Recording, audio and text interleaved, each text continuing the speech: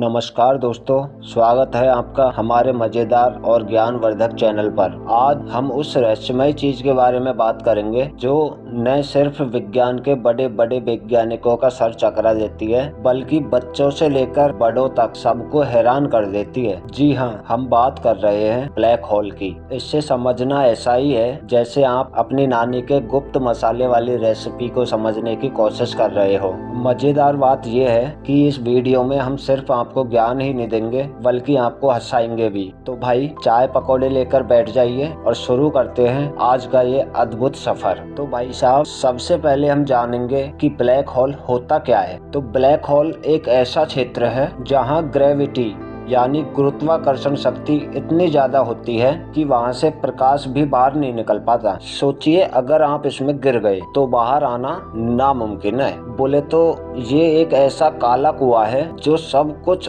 अपने अंदर खींच लेता है। चलो इसे ऐसे समझते हैं, मान लीजिए कि आप एक विशाल चुंबक हैं और आपके पास लोहे के छोटे छोटे टुकड़े हैं। तो जैसे ही वो टुकड़े आपके पास आएंगे ना, तो आप उन्हें खींच लेंगे। ठीक ऐसा ही ब्लैक होल भी करता है। पर मजेदार बात यह है कि यह सिर्फ लोहे को ही नहीं, बल्कि हर चीज को खींच लेता है, चाहे वो तारा हो, ग्रह हो या प्रकाश की किरण ही क्यों ना हो। अब सवाल ये आता है कि ब्लैक होल बनता कैसे है। तो भाई साहब, ब्लैक होल का जन्म होता है एक बड़े तारे की मौत से। बोले तो जब एक तारा अपनी सारी ऊर्जा खत्म कर लेता है ना, तो वह सुपरनोवा में बदल जाता है। उसके बाद उसका जो कोर होता है ना, बीच वाला भाग, वो अपने ही वजन के कारण सिकुड़ता जाता है और अंत में वह ब्लैक होल बन जाता है। अगर आसान भाषा में कहें तो यह एक तारे की अंतिम सांस होती है। आप इसे ऐसे समझ सकते हैं, मान लीजिए आप बहुत सारे गुब्बारे फुला रहे हैं, तो जब तक हवा है गुब्बारे का आकार बना रहेगा, लेकिन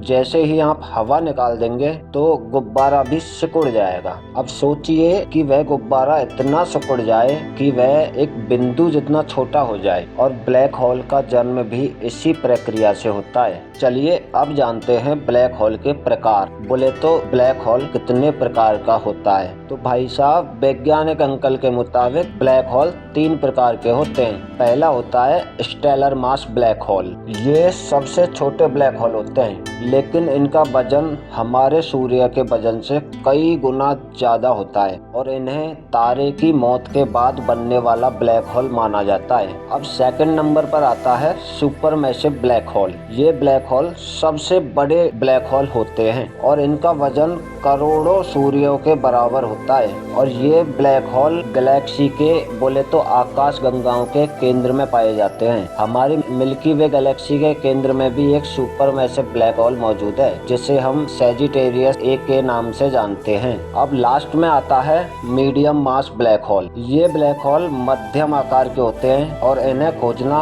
बहुत ही मुश्किल होता है। इनमें सबसे ज्यादा खतरनाक होता है सुपरमैसिव ब्लैक होल। सोचिए, ये एक ऐसा विशालकाय राक्षस है जो ब्रह्मांड में बैठा है और हर चीज को निगलने के लिए तैयार है। लेकिन आप ना घबराइए, ये हमसे बहुत दूर है। अब अगर आप ये सोच रहे हैं कि ब्लैक होल के अंदर क्या होता है, तो इसका जवाब है कि ये तो साला हमें खुद को ही नहीं पता। लेकिन वैज्ञानिक अंकल का मानना है कि वहाँ सिंगुलैरिटी होती है। यह एक ऐसा पॉइंट है जहाँ द्रव्य यानी मैटर अनंत घनत्व में बदल जाता है। मान लीजिए कि आप एक ब्लैक होल के अंदर गए, तो आप वहाँ किस हाल में होंगे। खैर, वैज्ञानिक अंकल का मानना है कि आप स्पैगेटिफिकेशन का शिकार हो जाएंगे। यह एक ऐसी प्रक्रिया है जिसमें आपका शरीर लचीले स्पैगेटी की तरह खिंचकर लंबा और पतला हो जाएगा, यानी आप इंसान से स्पैगेटी बन जाएंगे। चलिए आपको बता देता हूँ स्पैगेटी क्या होता है। तो भाई साहब, स्पैगेटी इटली का एक लंबा, पतला, ठोस और बेलन आकार का पास्ता है, जिसे पिसे हुए गेहूं और पानी से बनाया जाता है। बोले तो जैसे हमारे यहाँ मैगी होता है ना, बस कुछ ऐसा ही। लेकिन आप इतना भारी दिमाग ना लगाओ, आगे सुनो। तो भाई साहब, वैज्ञानिक अंकल का मानना है कि ब्लैक होल एलियन सभ्यताओं के लिए एक वर्म होल का काम कर सकते हैं। बोले तो यूनिवर्स में कहीं और जाने का एक शॉर्टकट। सोचिए, अगर कोई एलियन आपको मिलने ब्लैक होल के रास्ते से आया तो क्या होगा। हो सकता है वो हमसे ज्यादा समझदार हों और कहें अरे इंसानों ब्लैक होल से ना खेलो। वैसे अगर आपको वर्म होल के बारे में और जानना है तो मुझे कमेंट करके बता देना, मैं वर्म होल पे पूरी डिटेल के साथ वीडियो बना दूंगा। चलिए अब बात करते हैं इवेंट होराइजन की। तो भाई साहब, ब्लैक होल का जो बाहरी क्षेत्र होता है ना, उसको इवेंट होराइजन कहते हैं। इसको ब्लैक होल का गेट भी बोल सकते हैं। अगर कोई चीज इसे पार कर लेना तो सोच लेना वो कभी वापस नहीं जा सकती। ये इसी प्रकार है जैसे कोई दोस्त उधार लेके गायब हो जाए। दोस्तों अब बात करते हैं कि ब्लैक होल के पास टाइम कैसा बिहेव करता है। तो भाई साहब, ब्लैक होल के पास टाइम बिल्कुल अजीब तरीके से चलने लगता है। सोचो, जब हम पृथ्वी पर है ना तो टाइम एकदम नॉर्मल चल रहा है, एक दिन में 24 घंटे बीत रहे हैं। लेकिन जब हम ब्लैक होल के पास जाते हैं ना तो टाइम भी धीरे धीरे स्लो होने लगता है। आप जितना पास जाओगे टाइम भी उतना ही स्लो होने लग जाएगा। वैसे तो ये सब क्या ग्रेविटी का फंडा है। इमेजिन करो आप ब्लैक होल के पास जा रहे हो तो आपकी घड़ी भी धीरे धीरे चलने लगेगी, और अगर आप वहाँ पे घंटों तक रुकोगे ना और जब अर्थ पर वापस आओगे तो आपको लगेगा कि बहुत सारे साल गुजर चुके हैं, लेकिन आपके लिए बस कुछ घंटे या कुछ दिन ही बीते होंगे। और क्या पता कुछ लोग जो आपको जाने से पहले छोटे थे ना, वो अब आपसे भी बड़े या बुढ़े हो गए होंगे। वैसे ये सब ग्रेविटेशनल टाइम डायलेशन की वजह से होता है। जब आप ब्लैक होल के पास जाते हो तो उसकी ग्रेविटी का इफेक्ट इतना ज्यादा होता है कि वो टाइम को भी स्लो कर देता है। और सोचो, अगर कोई लाइट को भी अपने अंदर खींच ले तो टाइम तो क्या ही मायने रखेगा। मतलब ब्लैक होल के पास टाइम की स्पीड अर्थ के कंपैरिजन में बहुत स्लो हो जाती है। हालांकि ये कॉन्सेप्ट बहुत अजीब लगता है लेकिन ये सच है। और अगर आप इस कॉन्सेप्ट के ऊपर जानना चाहते हो तो मुझे कमेंट कर देना, मैं आपको टाइम डायलेशन के बारे में भी एक वीडियो बना के दे दूंगा। चलिए दोस्तों, हम टाइम को जो क्रिस्टोफर नोलन की मूवी आई थी ना इंटरस्टेलर, उसके माध्यम से समझते हैं। तो इंटरस्टेलर मूवी में जो मिलर नाम का प्लेनेट है ना, वो ब्लैक होल के काफी करीब होता है। और जब फिल्म का हीरो कूपर और उसकी टीम वहां जाते हैं तो उन्हें लगता है कि उन्होंने इस प्लेनेट पर कुछ ही घंटे बिताए हैं। लेकिन वो जब वापस स्पेसशिप में आते हैं ना तो उनके अर्थ पर दोस्तों के लिए काफी साल गुजर चुके होते हैं। यानी उनका समय काफी धीरे चला और अर्थ का समय नॉर्मल रेट पर चल रहा था। तो इंटरस्टेलर मूवी का ये सीन हमें बताता है कि ब्लैक होल के पास समय किस तरह से अलग तरीके से चलने लगता है। और अगर आप इस बारे में और भी ज्यादा समझना चाहते हो तो मैं रिकमेंडेड करूंगा कि आप जाके इंटरस्टेलर मूवी देखें, आप शायद और अच्छी तरह जान पाओगे। तो दोस्तों, अब तक हमने जाना कि ब्लैक होल समय को धीमा कर सकते हैं, लेकिन क्या आप जानते हैं कि ब्लैक होल समय यात्रा का एक संभावित साधन भी हो सकते हैं? तो भाई साहब, वैज्ञानिक अंकल की थ्योरी कहती है कि अगर आप एक घूर्णनशील, बोले तो रोटेटिंग ब्लैक होल, जिसे कैर ब्लैक होल कहा जाता है, उसके अंदर जाएं और किसी तरह बच निकलें तो आप समय में आगे या पीछे यात्रा कर सकते हैं। इसे हम वर्म होल या फिर आइंस्टाइन रोजर ब्रिज के नाम से जानते हैं। अब कल्पना कीजिए कि आप एक स्पेसशिप में बैठे हैं और ब्लैक होल के अंदर जाते हैं। अब अचानक से आपके सामने दो रास्ते खुलते हैं, जिसमें से एक रास्ता आपको अतीत में ले जाता है और दूसरा रास्ता भविष्य में ले जाता है। अब आपको तय करना है कि आप अपने बचपन में वापस जाकर अपनी मार्कशीट बदलना चाहेंगे या भविष्य में जाकर जानना चाहेंगे कि आपके पड़ोसी की बिल्ली कहाँ गायब हुई थी।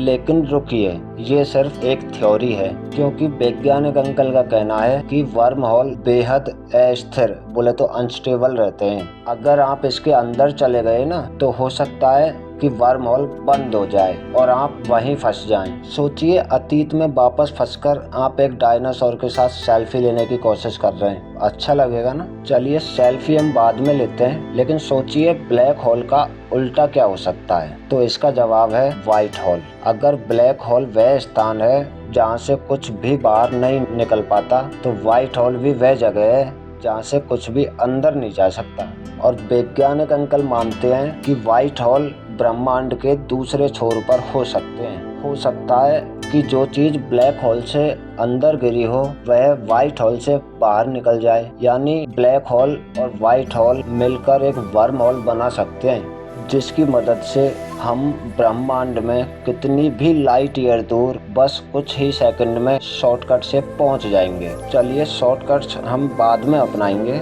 अभी बात करते हैं कि जैसा कि जब भी ब्लैक होल देखा है तो वो हमेशा काले रंग का ही देखा है। तो क्या ब्लैक होल हमेशा काले ही होते हैं? तो इसका जवाब है हाँ और नहीं, क्योंकि ब्लैक होल अपने चारों ओर की चीजों को निगलने के कारण काले दिखाई देते हैं, लेकिन उसकी बाहरी परत बोले तो इवेंट होराइजन के आसपास तेज रोशनी हो सकती है, जिसे वैज्ञानिक अंकल एक्रीशन डिस्क कहते हैं। और यह एक्रीशन डिस्क उस सामग्री से बनती है जो ब्लैक होल में गिरने की कोशिश कर रही होती है, और जब यह सामग्री ब्लैक होल के पास घूमती है तो वह अत्यधिक गर्म हो जाती है और चमकने लगती है। सोचिए यह चमक किसी स्पेस रैप पार्टी की तरह होती है, जहां ब्लैक होल डीजे है और तारे इसके गाने पर नाच रहे हैं। और हाँ भाई साहब, ब्लैक होल सिर्फ बड़े या विशाल ही नहीं हो सकते हैं, वो बेहद छोटे भी हो सकते हैं, जिन्हें वैज्ञानिक अंकल क्वांटम ब्लैक होल कहते हैं। और ये ब्लैक होल परमाणु के आकार के भी हो सकते हैं, लेकिन इनका वजन एक पहाड़ जितना हो सकता है। और वैज्ञानिक अंकल सोचते हैं कि शायद ये ब्लैक होल बिग बैंग के समय बने होंगे। अगर ऐसा है तो हो सकता है कि आज भी ब्रह्मांड में ये छोटे छोटे ब्लैक होल इधर उधर घूम रहे हों। अगर आपको कभी ऐसा ब्लैक होल मिले ना, तो इसे एक जार में बंद कर लीजिए, क्योंकि यह आपकी सबसे कीमती वस्तु होगी।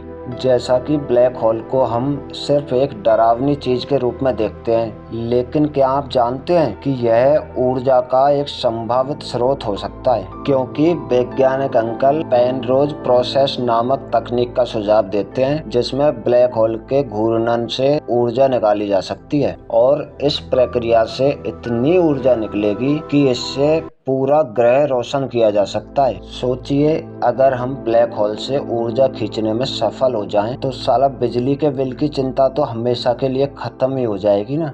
कोई नहीं, बिजली बिल की हम बाद में बात करेंगे, क्योंकि अभी के लिए तो केजरीवाल जी 200 यूनिट फ्री दे ही रहे हैं। इसलिए अब वापस आते हैं एलियंस अंकल पे। तो क्या ऐसा हो सकता है कि ब्लैक होल एलियंस के छुपने की जगह हो सकता है? क्योंकि वैज्ञानिक अंकल मानते हैं कि ब्लैक होल के आसपास के क्षेत्र में अत्यधिक ऊर्जा होती है, जिसे एलियंस अपने उपकरणों को चलाने के लिए इस्तेमाल कर सकते हैं। तो हो सकता है कि किसी उन्नत एलियन सभ्यता ने ब्लैक होल के पास अपना घर ही बना लिया हो। सोचिए कि अगर आप किसी दिन एक ब्लैक होल के पास पहुंचे और एक एलियन ने दरवाजा खोलकर कहा, क्या आप यहाँ नए पड़ोसी हैं? तो अभी के लिए तो मैं उनका पड़ोसी नहीं बनना चाहूँगा, इसलिए आगे बढ़ते हैं। तो क्या ब्लैक होल एक नई दुनिया का दरवाजा भी हो सकते हैं? क्योंकि वैज्ञानिक अंकल मानते हैं कि जब आप ब्लैक होल के अंदर जाते हैं तो हो सकता है कि आप एक नए ब्रह्मांड में पहुंच जाएं, जिसे हम मल्टीवर्स थ्योरी कहते हैं। सोचिए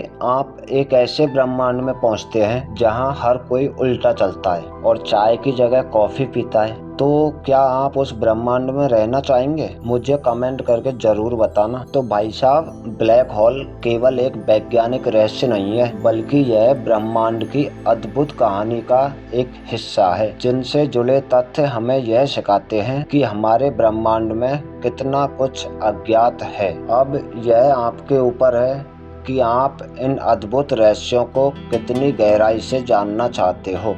तो दोस्तों, यह था ब्लैक होल का सफर, जिसमें हमने मजेदार और गहराई से हर पहलू को समझा। उम्मीद है आपको वीडियो समझ आया होगा और मजा भी आया होगा। अगर आपको वीडियो अच्छा लगा है तो वीडियो को लाइक करें, चैनल को सब्सक्राइब करें और अपने दोस्तों में शेयर करें। आप सभी का धन्यवाद। जय हिंद।